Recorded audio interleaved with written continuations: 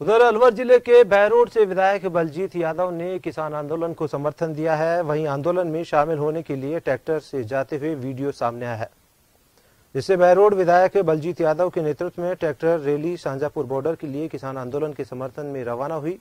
इस दौरान नगरपालिका अध्यक्ष सीताराम यादव, उपाध्यक्ष विक्रम यादव, सभी वार्डों के पार्षद, सरपंच, किसान और महिलाएं सहित 3 दर्जन ट्रैक्टर ट्रोलियों में सवार होकर शांजापुर बॉर्डर जा रहे हैं।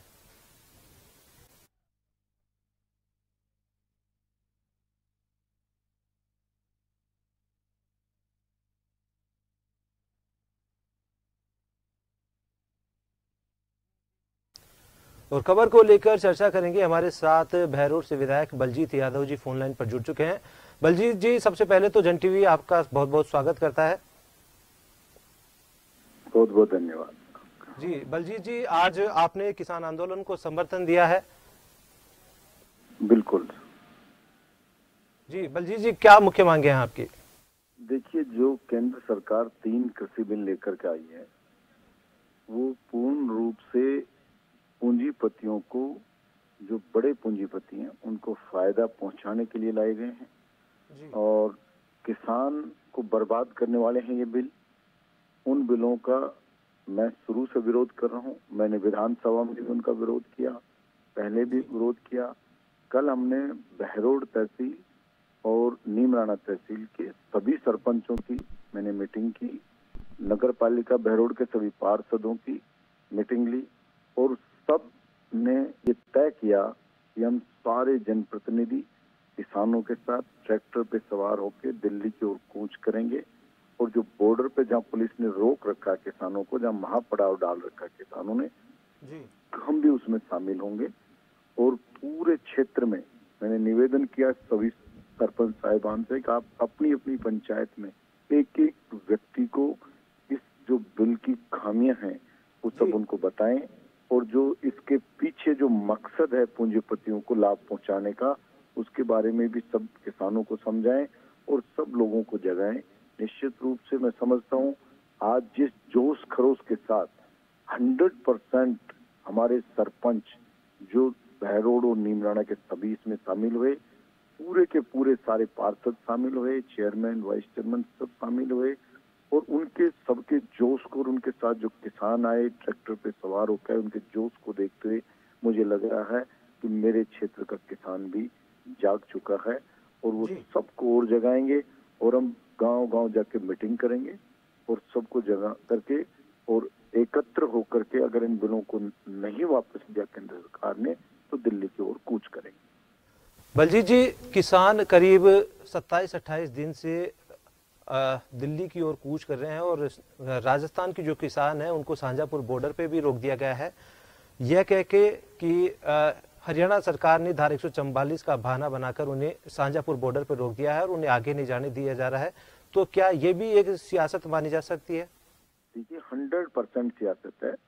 ये 3 कोरोना काल में जो कोरोना विकराल रूप ले चुका है और जनता को शिक्षा दी जा रही है कि आप ज्यादा एकत्र ना हो, आप मास्क लगा के रहें और इन सब चीजों को देख के बहुत चुपके से सोची समझी रणनीति के तहत पूंजीपतियों ने के कहा सरकार से, केंद्र सरकार ने उनके कहने पे 3 बिल लेके आए। उनका ये सोच था इसके पीछे कि कोरोना चल रहा है, लोग सड़कों पर नहीं उतरेंगे, डर से कोरोना के प्रदर्शन नहीं होगा, विरोध नहीं होगा और इन बिलों को पास करवा लेंगे और ये कानून थोप दिया जाएगा किसानों के ऊपर। लेकिन फिर भी उस तमाम खतरे को उठाते हुए, क्योंकि किसान का तो सब कुछ बर्बाद होने वाला है, उसकी तो पूरी नस्लें खत्म होने वाली है आगे, अगर बर्बाद भूखे मर के मरेंगे, इसलिए आज सड़कों पे किसान उतरा है। तो जो वो ये तो इनका सोची समझी रणनीति थी कि साहब धारा 144 है, साहब कोरोना है, तो भाई फिर आपके क्या मजबूरी आ पड़ी थी कि इस कोरोना काल में इन बिलों को लाना था? क्यों नहीं आप ये सब नॉर्मल हो जाता, किसान संगठनों से बात करके कोई भी बिल लाया जाए। और आज जब कह रहे हैं किसान कि भाई ये बिल केंद्र सरकार कह रही है ये फायदे में है किसान के, किसान कह रहे हैं हमें कोई फायदा बता दो, एक भी फायदा कोई अगर बता पा रहा हो तो आप देख लो। वो कहते हैं कि अपनी फसल को कहीं भी बेच सकता है, तो पहले भी बेच रहे थे। किसान ये कह रहा भाई एमएसपी पे कोई खरीदेगी क्या कंपनी, उसकी कोई गारंटी नहीं है। कॉन्ट्रैक्ट पे अगर किसी ने खेती की ले लिया और वो कॉन्ट्रैक्ट से मुकर गया तो और हमारी फसल नहीं खरीदी उसने, तो उसकी क्या चीज है, कोई इस चीज का कोई अच्छे कोई कड़े कोई कानून इसमें है या कोई प्रावधान है क्या उसको कंट्रोल करने का? वो कोई नहीं है। एसडीएम के दे दो, कलेक्टर के दे दो, आप संभावित आयुक्त के दे दो।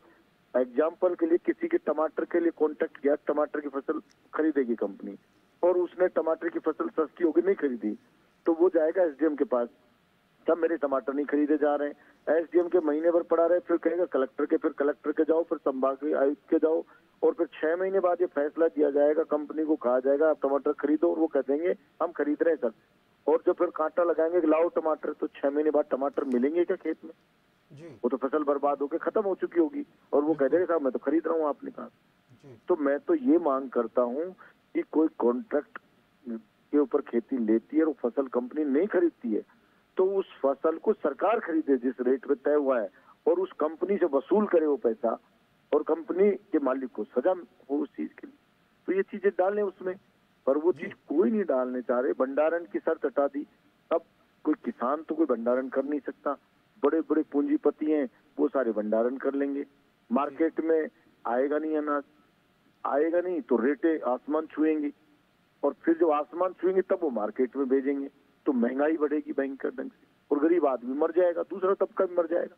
किसान से सस्ता खरीदेंगे और जनता को महंगा बेचेंगे। इसलिए ये बिल निश्चित रूप से कुछ चंद बड़े पूंजीपति जो बड़े घराने हैं, औद्योगिक घराने, उनको फायदा पहुंचाने के द्वारा लाए गए, जिन सबका हम विरोध करते हैं।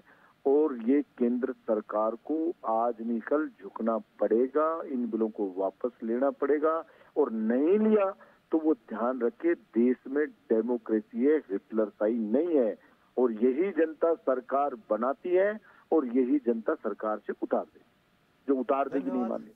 धन्यवाद बलजीत जी, आप हमारे साथ जुड़े और अपनी आवाज दर्शकों तक पहुंचाए। आपको बता दें कि हमारे साथ बहरोड विधायक बलजीत यादव जुड़े, उन्होंने कहा है कि यही सरकार, यही आमजन सरकार बनाती है और यही सरकार को गिराती है। उन्होंने अपनी मांगों को लेकर किसानों को समर्थन दिया है, किसान आंदोलन को समर्थन। जन टीवी की लेटेस्ट अपडेट पाने के लिए हमारे चैनल को जरूर सब्सक्राइब करें और नोटिफिकेशन पाने के लिए बेल आइकॉन दबाएं।